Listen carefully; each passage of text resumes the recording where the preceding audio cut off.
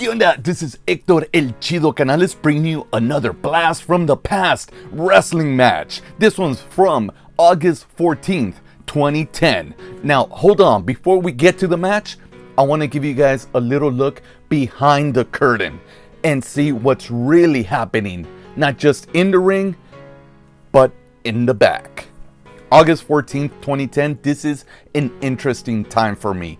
My stock in wrestling was going up, and I was wrestling on a consistent basis. I had just started my singles run in SoCal Pro after a grueling and successful feud against the Ballard brothers. I started working at AWS, making a name for myself there, a well-known promotion in Southern California. After other promotions heard that WWE had their eye on me, I started getting calls from all these promotions or promoters that wouldn't even give me the time of day.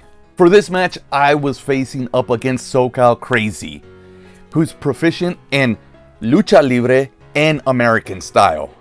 He was the top babyface in SoCal Pro Wrestling. The winner of this match became the #1 contender and went up against the newly crowned heavyweight champion of SoCal Pro, Ricky Mandel. But behind the scenes, what nobody knew was my home life was going down the drain. My self-esteem was going down with it. Outside in the wrestling world, it looked like I was having it made, like things were coming, but inside and at home, everything was starting to break down. My drinking problems started getting a little out of hand, and the only reason I stopped drinking was because I got a call to do a WWE tryout. I want to read to you guys a little bit of what I wrote in my wrestling journal, so you get more of a clue as to what's happening in the match. Didn't have much time to prep for this match. It was a face versus face match. The crowd seemed a bit confused as to what was going on. When my music hit, I was in the bathroom, and he didn't bump and feed for me, which really slowed down my comeback and didn't give me the momentum that I needed. It wasn't his fault. He's never worked heel before. Every time I came on top, the crowd would die, but they would come alive when he would do something. In the middle of the match, I really started thinking that they were going to change the course of the championship, since I was supposed to win it the next month. I messed up 3 spots. That didn't help. After I beat him, the crowd was disappointed. This was a match that had me very nervous. This first of many nerve-wracking days. Nestor was a class act, a guy who is very over, yet is very humble. He even texted me later on that night, thanking me for the match. And that's the kind of guy that Nestor is, SoCal Crazy. There's a few good guys, real good guys in the business. Nestor has always been such a pleasure to work with, be around. He's one of those guys that if you're on a road trip, it's best to stick with him because he would stay out of trouble. Nestor was fighting for his life. I was so filled with joy when he sent me this video. Go ahead, do it. Yeah! All right, congratulations. Thank you, guys. Nestor not only is a fighter in the ring, but a fighter in real life. 2 days after we had this match at SoCal Pro, we had a match in a WWE ring. If you guys would like to hear what I wrote for that day, stick around for after the match. One of the things that you'll notice in this match is that I changed my look. WWE's eyes were on me. I had a tryout, but I also didn't want to show up looking like Eddie Guerrero. I wanted to make a name for myself. I wanted to get hired on my own credentials, not because I could look or be the next Eddie Guerrero. Someone close to WWE had told me, "Hey kid, I heard that WWE has their eye on their new Eddie Guerrero down in Southern California." I'm like, "Oh, okay." Remember he like knocked me and said, "They're talking about you, you know?" Oh, I purposely started changing my look. I got rid of the long tights, I shaved, and I tried to present a different look. Basically, Tito Santana. I hope you guys enjoyed this. Don't forget to like, subscribe, and comment.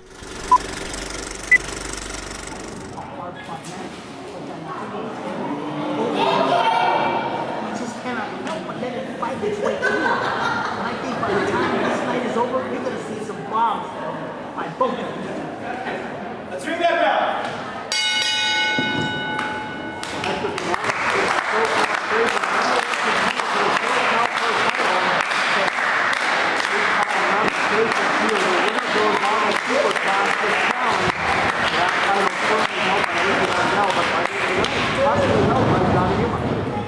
Well, let me ask you, when do you think that switch turns on?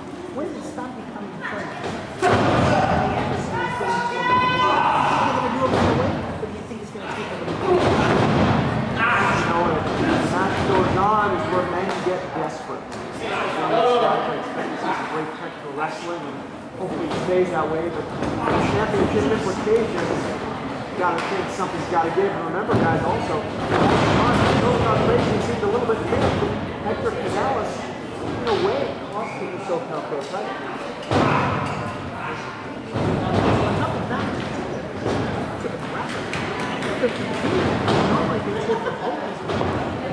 I don't really know that is a decisive case. I think both of us want to see the best. And I definitely don't want to see it, but I think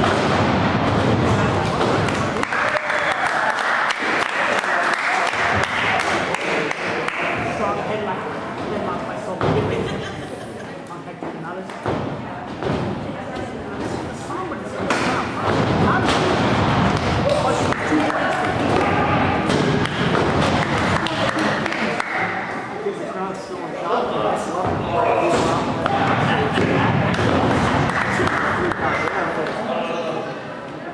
Still trying to figure out what just happened there as Nick Lovin got bounced around the ring like a pinball by the Rock and Monson. Not to divert a little bit, but you have to think Nick Lovin probably does not want to be a Rock and monster any longer. Possibly wants to get back.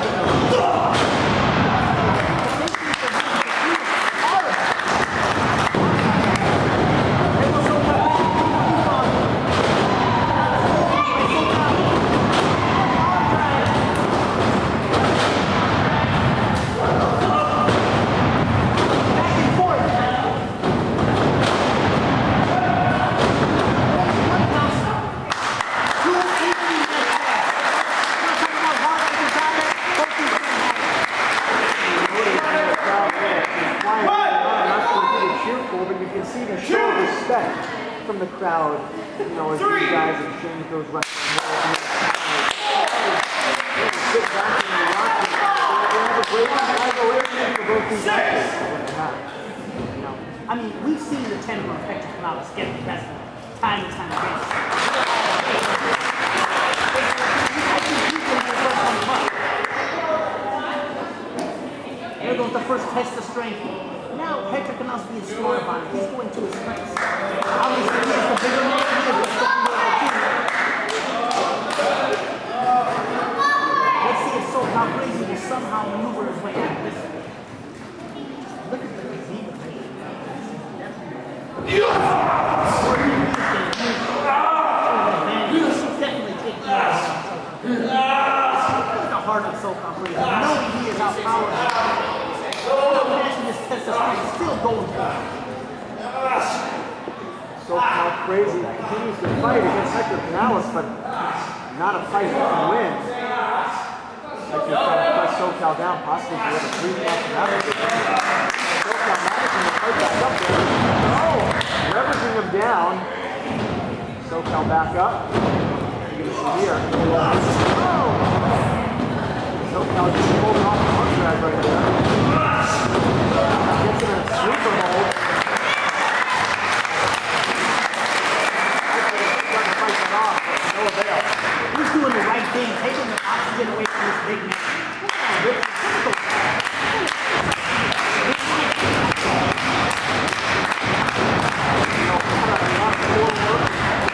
Really great diet.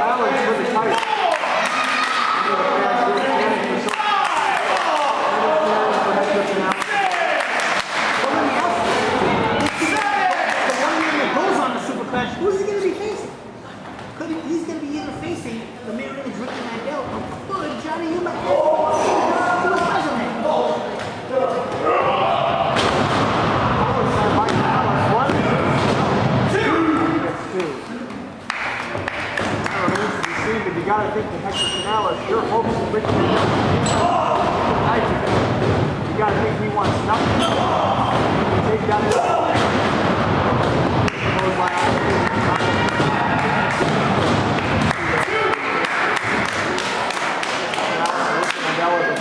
battling it out for over a year now. Never once fought in the ring, but constantly in war as Ricky Mandel turned his back on Hector Canales back in SuperCal in 2009, just 1 year ago after they lost the SoCal Pro Tag Team titles. Oh, I can jump on the right here. Ricky Mandel and Hector Canales going all over. Winning championships, they were riding the highline.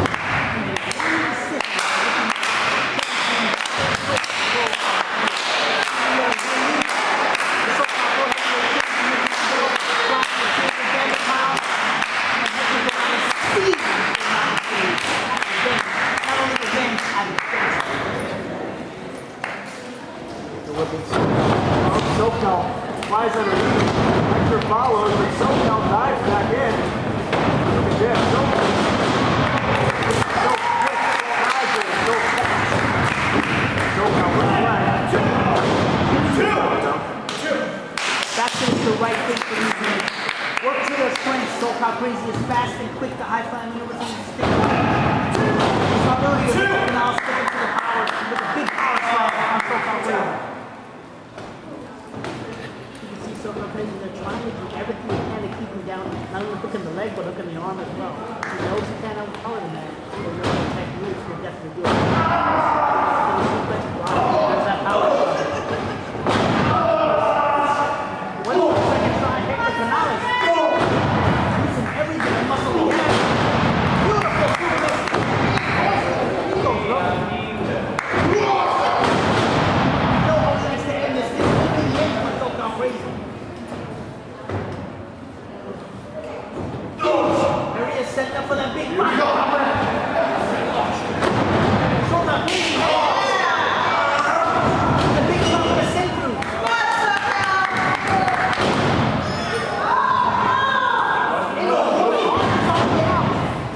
There goes Crazy to the top rope.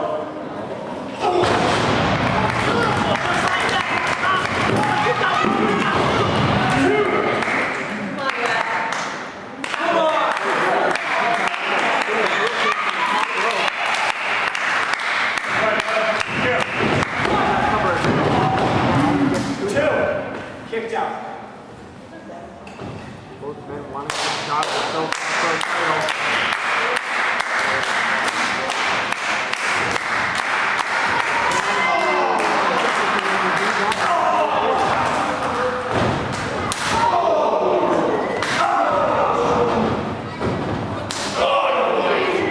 You know, guys, I think the fans really, they're very torn. Two guys they really don't want to be seen fighting each other. They much rather see others fighting right now.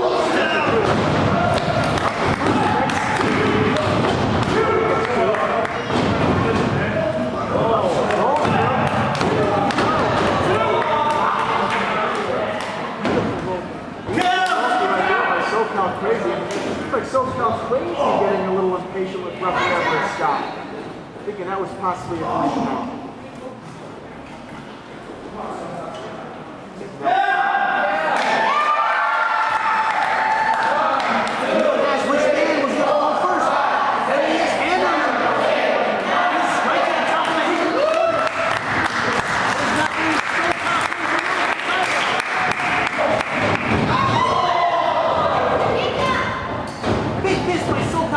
Hector Canales to the top rope.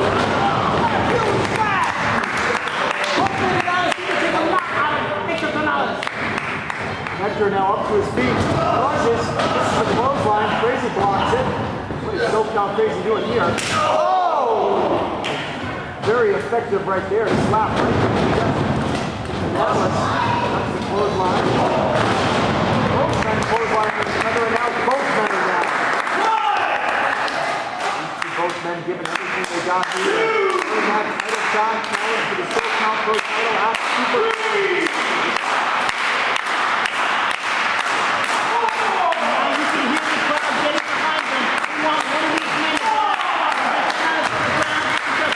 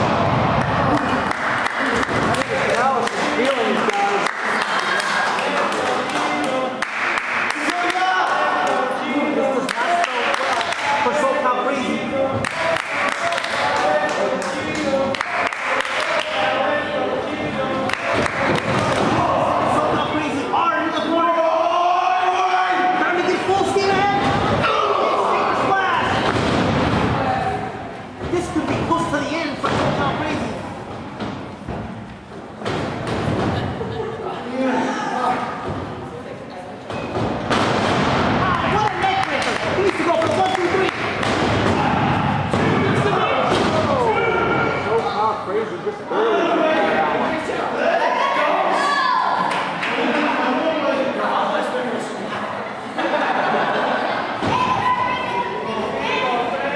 Now it's going to be down for that exchange. Canales now figuring out what he must do next.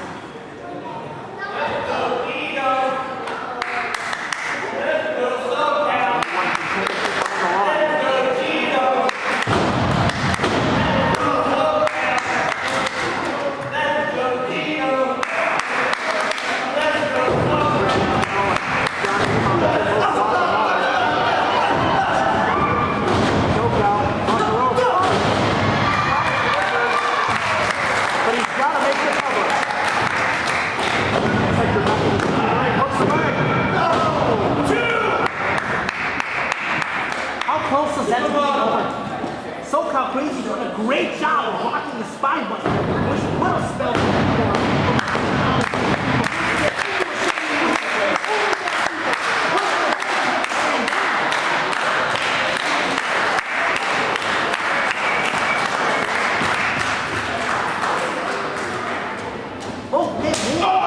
from this hard fought battle. Unfortunately, one's gonna come out victorious. Big chunk of a massive chest of El Chido Hector Canales.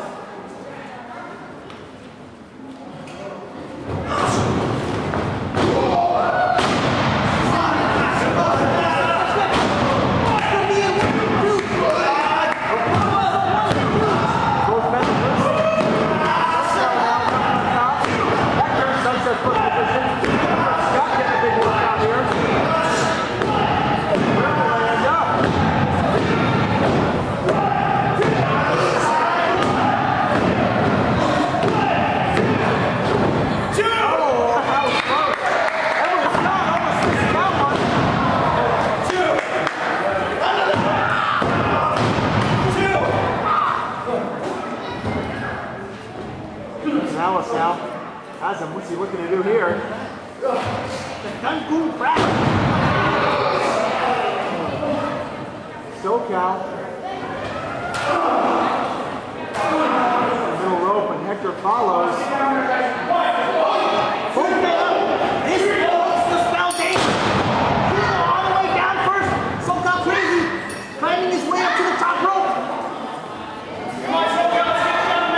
And here comes Johnny Paradise. SoCal Crazy needed to strike there. He had his man thrown. What is he doing? Paying attention to Johnny Paradise. You talk about it.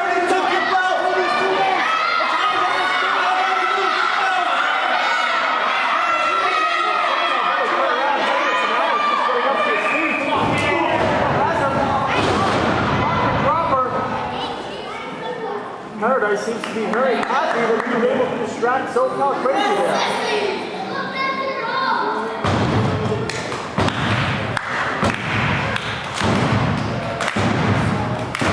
This match still continues as both men continue to follow on. Hector was a desperation. Now SoCal Crazy getting up to his feet as well. Middle rope.